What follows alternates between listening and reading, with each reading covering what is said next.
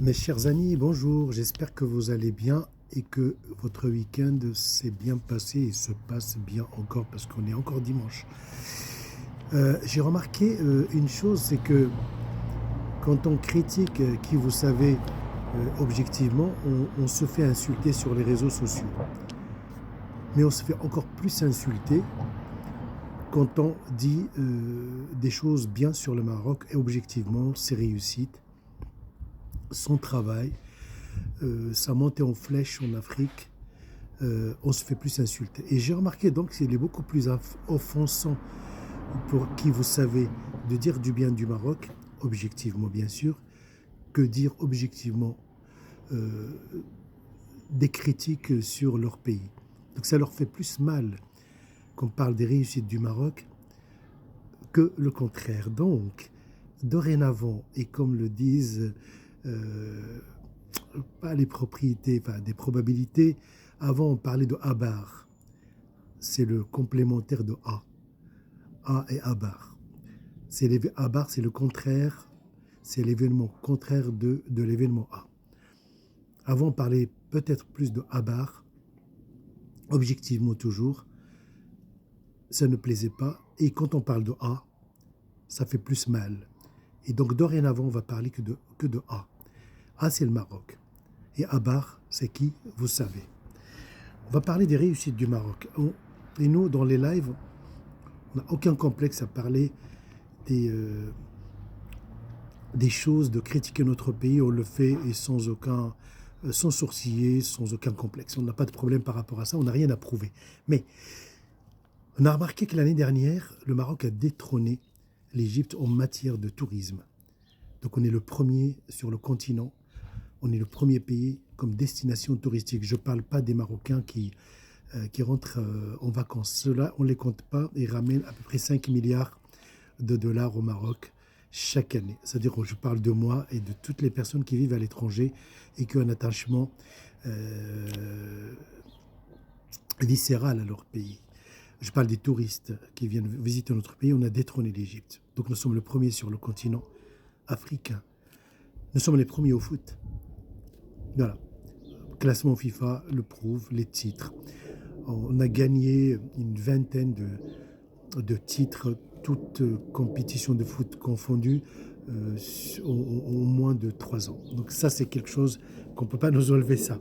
Et je sais que je vais me faire insulter parce que je parle du Maroc. Je parle du Maroc. Je ne parle pas d'un autre pays, je parle du Maroc. Et dernièrement, sur l'année 2025, le Maroc a détrôné l'Afrique du Sud en matière d'industrialisation.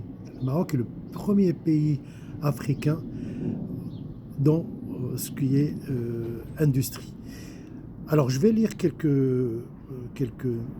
titres des articles de journaux ou de revues qui ont parlé de ça.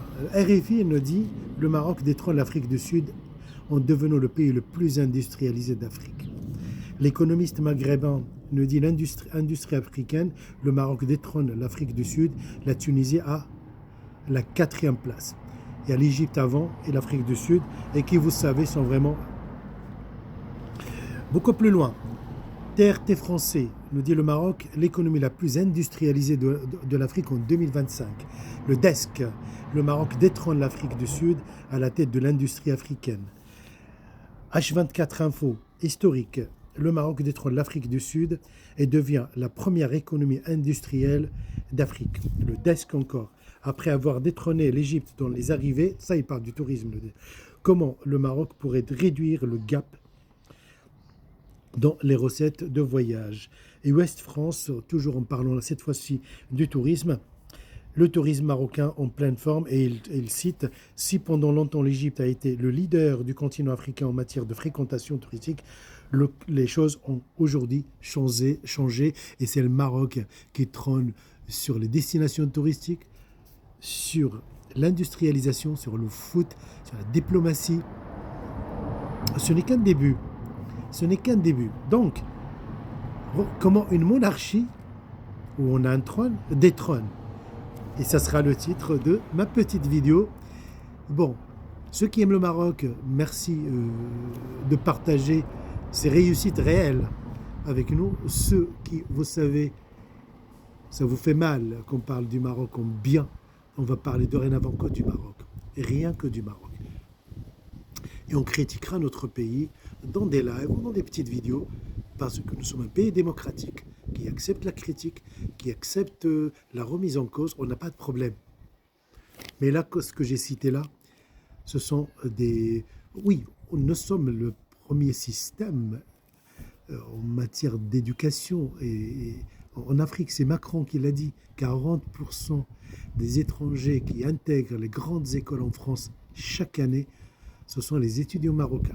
Donc nous sommes premiers, un peu dans pas mal de domaines, et j'ai dit que ce n'est qu'un début, parce que la solidarité des Marocains, leur attachement à leur pays réel, après la colonisation française ou le protectorat, on appelle ça comme on veut, quoi, 50 ans, on a relevé la poussière, on s'est relevé. Et 50 ans par rapport à 13 siècles d'existence de cette monarchie, faites le pourcentage, il est ridicule. Ça veut dire on reprend nos marques, notre positionnement en Afrique et notre position de leader en Afrique. Nous sommes la seule monarchie d'Afrique. Ils vont me dire qu'il y a une petite monarchie, mais je parle des monarchies qui agissent. Personne n'a réussi, ni Nasser, ni ses sbires des autres régimes n'ont réussi de détrôner la monarchie ou les monarques marocains. Nous sommes là. Et je sais que ça fait mal. Mais on va pas toujours parler de A. On ne parlera jamais de Abar. A, c'est le Maroc. Abar, c'est qui? Vous savez. Le Maroc qui détrône les républiques en Afrique, mais il garde son trône. Je vous souhaite un excellent dimanche et à très bientôt.